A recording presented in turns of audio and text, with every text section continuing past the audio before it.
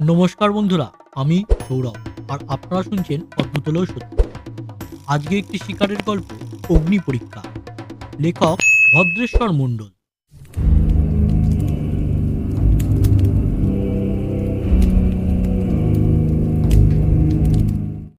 উত্তর রোডেশিয়ার লিভিংস্টোন নামক অঞ্চলটিতে শান্তি শৃঙ্খলা রক্ষার প্রয়োজনে যে পুলিশ কর্মচারীটি নিয়োজিত হয়েছিলেন তার নাম মিস্টার জ্যাক ওয়েস্ট। কিন্তু স্থানীয় অঞ্চলের শান্তি রক্ষার কাজে ব্যাপৃত হয়ে মাত্র দিন কয়েকের মধ্যেই তিনি আবিষ্কার করলেন যে এইসব জায়গায় যে মানুষগুলো শান্তিভঙ্গ করে তারা স্বভাবতই খুব শান্তশিষ্ট, ভদ্র এবং বিনীত চরিত্রের নয়। এই সব দুর্বিনীত মানুষদের শায়েস্তা করতে গিয়ে দণ্ডদাতাকেও মাঝে মধ্যে বেশ খেসারত দিতে হয়। এমনকি পুলিশ নামক আইন রক্ষাকারী জীবদেরও এরা যে সবসময় খুব রেয়াত করে চলে, এই কথা বললে সত্যি কথা বলা হয় না। বিপদে পড়লে তারা আত্মরক্ষার প্রয়োজনে পুলিশ কর্মচারীর উপর তাদের অভ্যস্ত হাতের প্রচণ্ড মুষ্টিযোগ অথবা হস্তধৃত অস্ত্র প্রয়োগ করতে দ্বিধাবোধ করে না। একটি ছোটোখাটো ঝামেলার মধ্যে দিয়ে মুখের সামনের দিকে চারটি দাঁত খুঁয়ে এই কথা কটি জ্যাক ওয়েস্ট অচিরে অন্তর দিয়ে উপলব্ধি করলেন।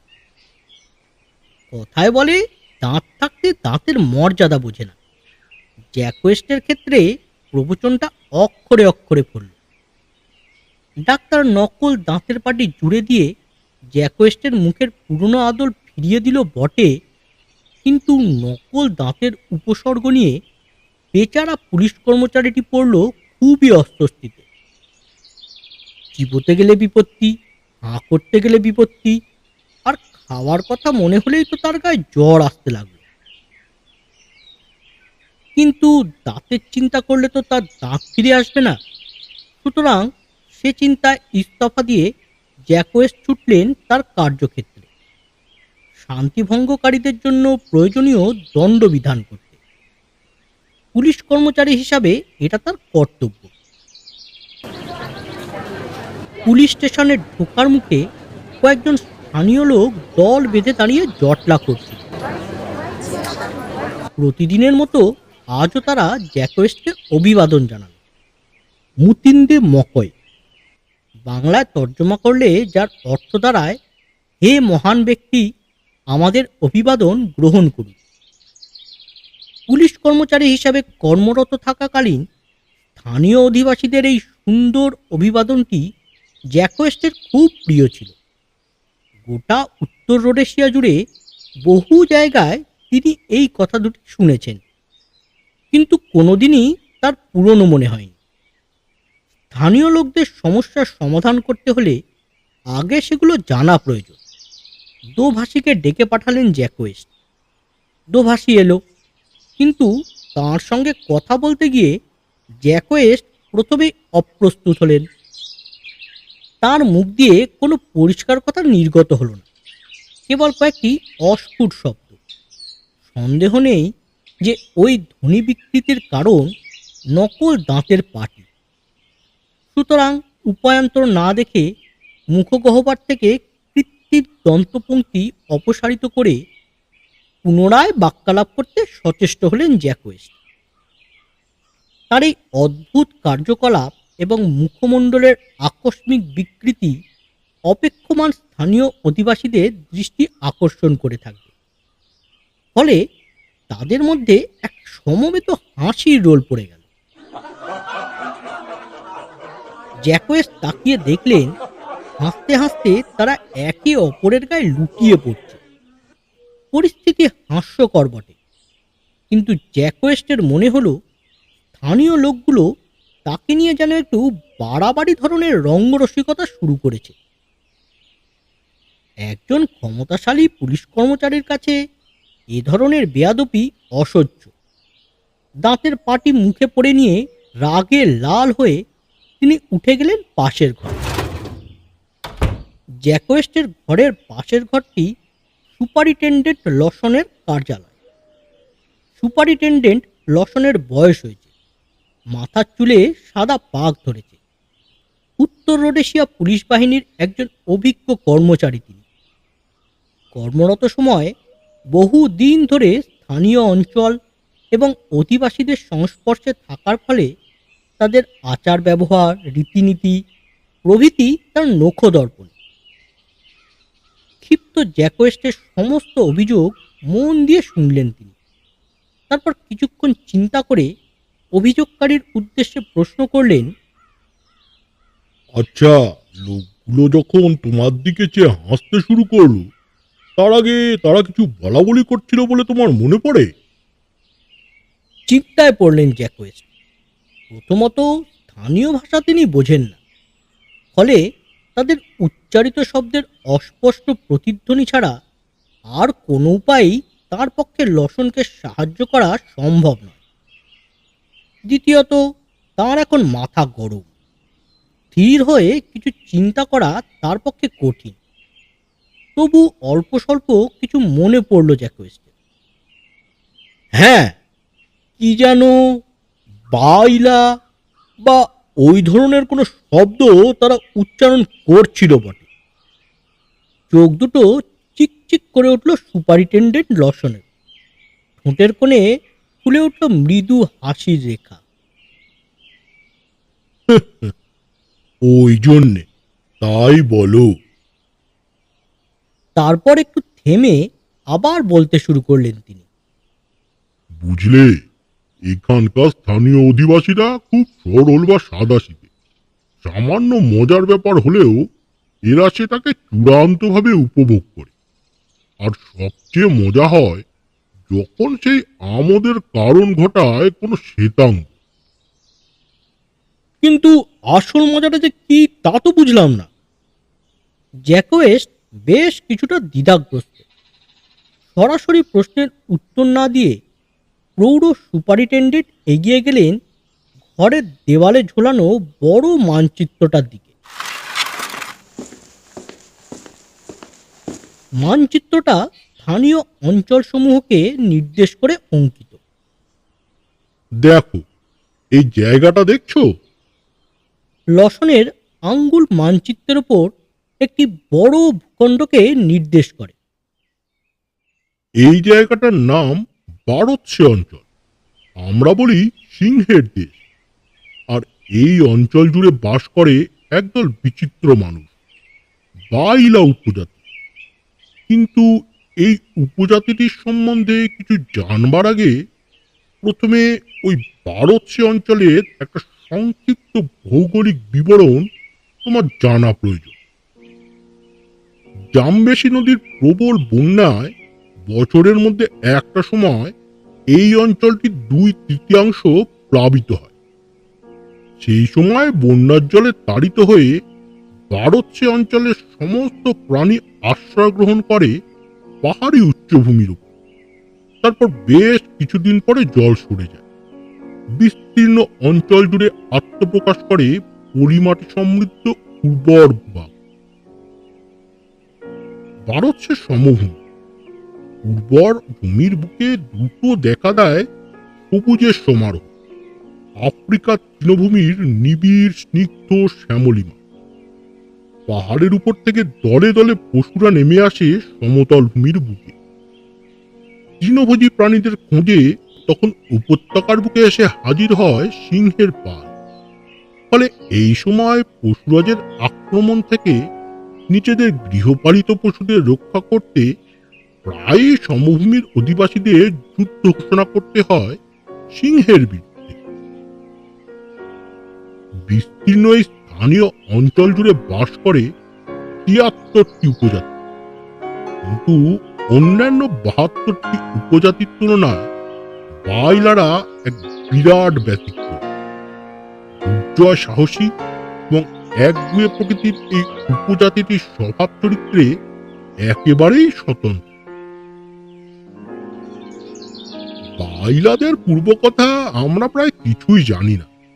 আর খুব অল্প সংখ্যক বাইলাকেই আমরা উত্তর রোডেশিয়ার পুলিশ বাহিনীতে নিযুক্ত করে থাকি। তার কারণ প্রধানত দুটি। প্রথমত এদের একগুঁয়েমি, আর দ্বিতীয়ত এদের উচ্ছৃঙ্খল আচরণ। শ্বেতাঙ্গদের নিয়ম কানুন এদের একেবারেই অপছন্দ। একটু থামলেন সুপারিনটেন্ডেন্ট। নড়ে চড়ে বসলেন জ্যাকোয়েস্ট। নকল দাঁতের পাটি মুখ থেকে খুলে নিয়ে ততক্ষণে তিনি পকেটে পুরেছেন। যদিও ওই দাঁতের পাটির সঙ্গে বাইলা উপজাতির কি সম্পর্ক থাকতে পারে সে কথা তখনও তার মাথায় ঢোকেনি। সুপারিনটেন্ডেন্ট লসন আবার শুরু করলেন। কৈশোর থেকে যৌবনে পদার্পণ করার বয়স সন্ধিকালে বাইলা যুবকদের এক ভয়ঙ্কর পরীক্ষার সম্মুখীন হতে হয়। নিজের পৌরুষ প্রমাণ করার জন্য একা তাকে একটি সিংহের সম্মুখীন হতে হয় এবং কেবলমাত্র একটি বল্লমাকৃতির বংশদণ্ডের সাহায্যে ওই সিংহটিকে শিকার করতে হয়। ওই পরীক্ষায় উত্তীর্ণ হওয়ার পরই বাইলা যুবকের মুখের সামনের দিকে দাঁত ভেঙে দেওয়া হয়। এটি তার কষ্টসহিষ্ণুতার পরীক্ষা এবং সিংহজয়ী পুরুষের প্রতীক চিহ্ন। ওই চিহ্ন তাকে বালক এবং কিশোরদের থেকে আলাদা করে দেয়। তুমি ওই বাইলাদের অনুকরণ করেছো মনে করে স্থানীয় অধিবাসীরা তোমাকে দেখে হেসেছে। জ্যাকোয়েস্ট স্বস্তি পেলেন। বুঝে সুঝে বোকা হওয়া খুবই অস্বস্তির ব্যাপার, সন্দেহ নেই, কিন্তু না বুঝে বোকা সাজা তো রীতিমতো শাস্তি। তখনকার মতো আশ্বস্ত হলেও লসনের কথাগুলো জ্যাকোয়েস্টের মাথার মধ্যে ঘুরতে লাগলো। সিংহ বিক্রম বা বাইলাদের দেখবার প্রবল ইচ্ছা তাকে পেয়ে বসল। সুযোগে এসে গেল মাস কয়েক বাদে। পুলিশের প্রথমত অঞ্চল পরিদর্শনের জন্য সুপারিনটেন্ডেন্ট লসন দায়িত্ব দিলেন জ্যাকোয়েস্টের উপর। জ্যাকোয়েস্টের কৌতূহলের কথা তার মনে ছিল। সঙ্গে দেয়া হলো একজন সার্জেন্ট ও 6টি কনস্টেবল। সার্জেন্টটি স্থানীয় অধিবাসী, ফলে গাইড হিসাবেও মন্দ নয়। যাত্রাপথে মূল পরিবহন নৌকা, সুতরাং ভাড়া করা ছাড়া উপায় নেই। স্থানীয় অধিবাসীরা মুকুয়া গাছের কাঠ দিয়ে বিশেষ এক ধরনের নৌকা প্রস্তুত করে। তারই একটা ভাড়া করে ছোট দলটির যাত্রা শুরু হলো জামবেশির বুকে। বিস্তৃত নদী জামবেশি। একবার নৌকা উল্টে গেলে নদীবক্ষে দলে দলে বিচরণশীল নক্রকুল অথবা জলহস্তির জলযোগে পরিণত হওয়াও আশ্চর্য নয়। নদীপথে গন্তব্যস্থান ছিল মঙ্গু নামক একটি ছোট শহর থেকে, অতঃপর স্থলপথে ম্যাংকোয়া পর্যন্ত। যাত্রাপথ মোটামুটি নির্বিঘ্নেই কাটল। 5 দিনের জলবিহার শেষে জ্যাকোয়েস্ট তার দলবল নিয়ে এসে পৌঁছলেন মঙ্গুতে। ছোট শহরটির শাসনকার্য পরিচালনা করেন জনৈক ডিস্ট্রিক্ট কমিশনার। জ্যাকোয়েস্ট তার সঙ্গে আলাপ করলেন। ডিস্ট্রিক্ট কমিশনার মিস্টার সিমসন নিঃসন্দেহে যোগ্য ব্যক্তি। ভদ্রলোক যথেষ্ট বুদ্ধিমান এবং তার আওতায় গোটা অঞ্চলটি সম্পর্কে তিনি পুরোপুরি ওয়াকিবহাল। এছাড়া জনৈক ডাক্তার এবং কয়েকজন সরকারি কর্মচারীর দেখা পেলেন জ্যাকোয়েস্ট। স্থানীয় পশারিদের মধ্যে অধিকাংশই গ্রিস দেশীয় অথবা ভারতীয়।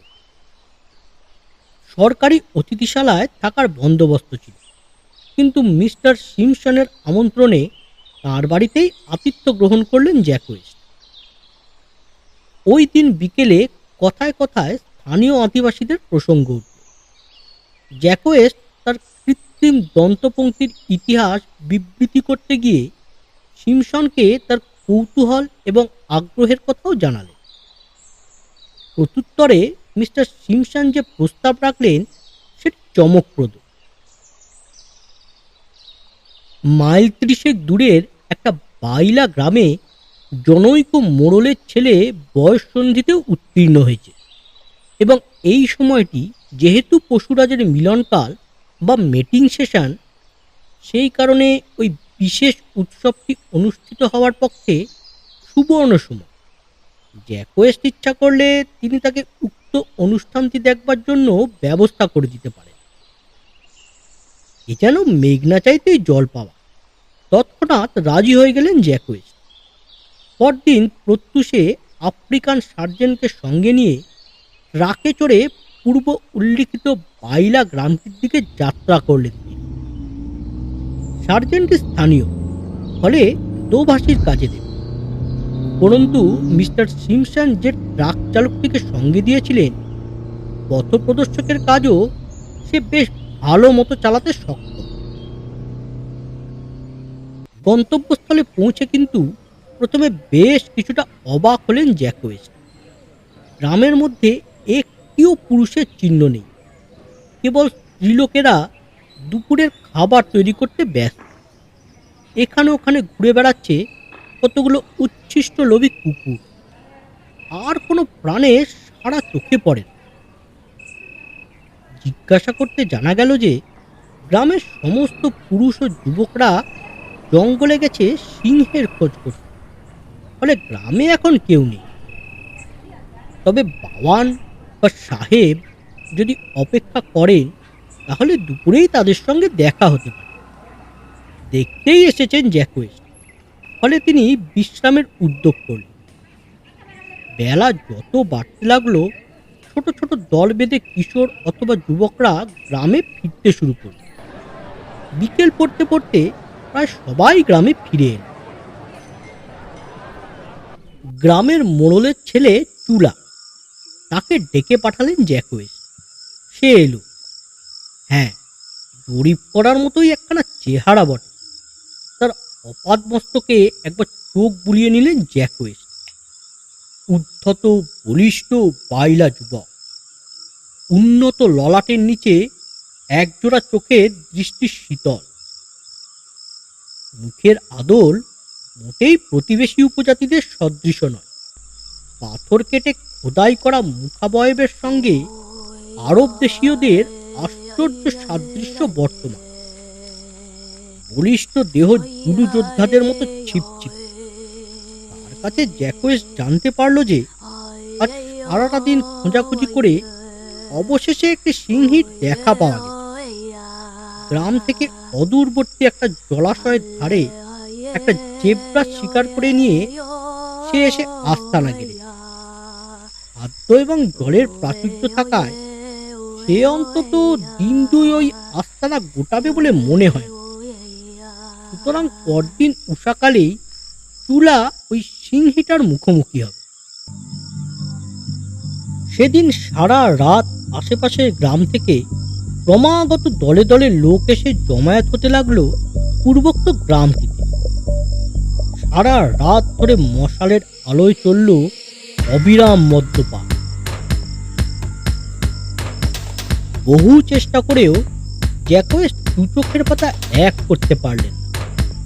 গ্রামের অধিবাসীদের উত্তেজনা তাকেও স্পর্শ করেছিল। জ্যাকোয়েস্টের ঘড়িতে তখন ভোর 4টে। পথপ্রদর্শক এসে জানালো সময় হয়ে গেছে। তৈরি ছিলেন জ্যাকোয়েস্ট। তাড়াতাড়ি উঠে পড়ে গাইডকে অনুসরণ করলেন। গ্রামের মধ্যে থেকে এক জনস্রোত এগিয়ে চলেছে অরণ্যের পথে।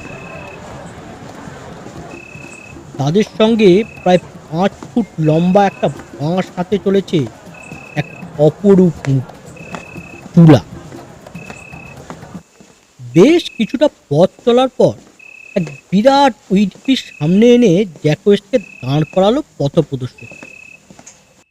পর্যবেক্ষণের উপযুক্ত স্থান। ওই ঢিপিটার উপর থেকে অগ্রবর্তী সবকিছুই সহজে দৃষ্টিগোচর হবে। ধীরে ধীরে জ্যাকোয়েস্ট ঢিপিটার উপর উঠে পড়লেন। আফ্রিকার সমতল ভূমি তখনও নিশ্ছিদ্র অন্ধকারে ঢাকা।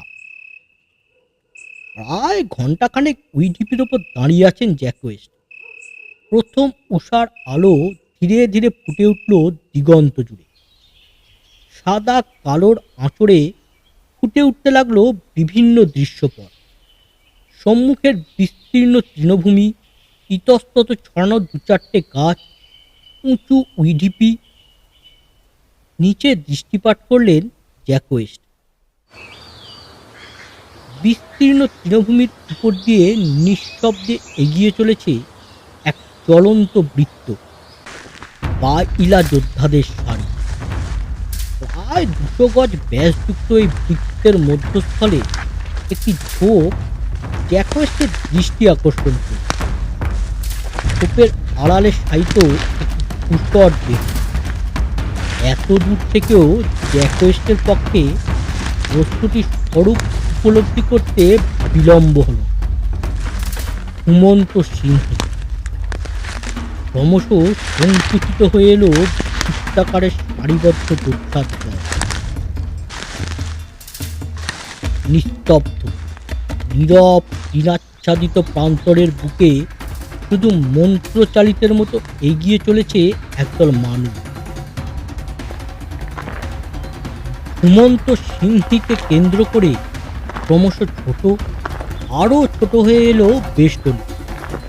তারপর হঠাৎ প্রত্যুষের শান্ত নীরবতাকে খান খান করে দিয়ে প্রান্তরের বুকে জেগে উঠল সহস্র উন্মত্ত কণ্ঠের বীভৎস ঐকতা।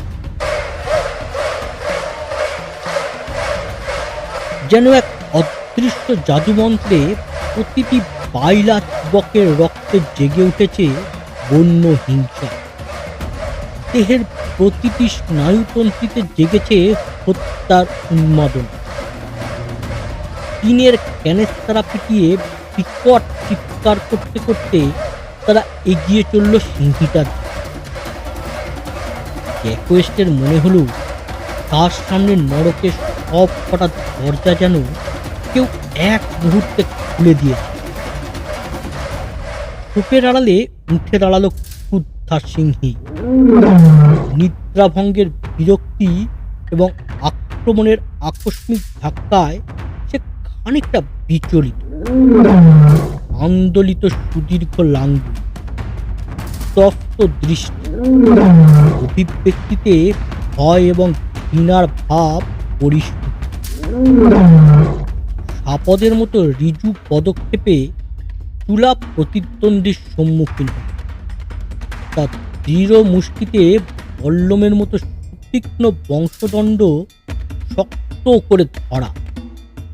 দু চোখের তীক্ষ্ণ দৃষ্টি শত্রুর গতিবিধির উপর সতর্ক পরীক্ষায় নিবদ্ধ। সিংহীও ততক্ষণে তার প্রকৃত প্রতিদ্বন্দ্বীকে আবিষ্কার করে ফেলেছে। তার শীতল তুষর দুটি চোখ আর স্পষ্ট নিরীক্ষণে ব্যস্ত নয়। চুলার উপর সম্মুখ দৈরথের জন্য প্রস্তুত হলো দুই প্রতিদ্বন্দ্বী। হঠাৎ যেন মন্ত্রবলে থেমে গেল সমস্ত কোলাহল। কোথাও এতটুকু শব্দ নেই। প্রান্তরের বুকে পুনরায় বিরাজ করতে লাগলো স্তব্ধতার রাজত্ব। প্রতিটি মুহূর্ত এক একটা যুগ মনে হচ্ছে জ্যাক ওয়েস্ট। নিজের হৃদস্পন্দন শুনতে পাচ্ছেন তিনি। অজানিত আশঙ্কা নিয়ে এক আশ্চর্য প্রতীক্ষা। ধীরে ধীরে সতর্ক পায়ে প্রতিদ্বন্দ্বীর দিকে এগিয়ে এলো চূড়া। দুজনের মধ্যে দূরত্ব হবে আর বড় জোর 15 ফুট।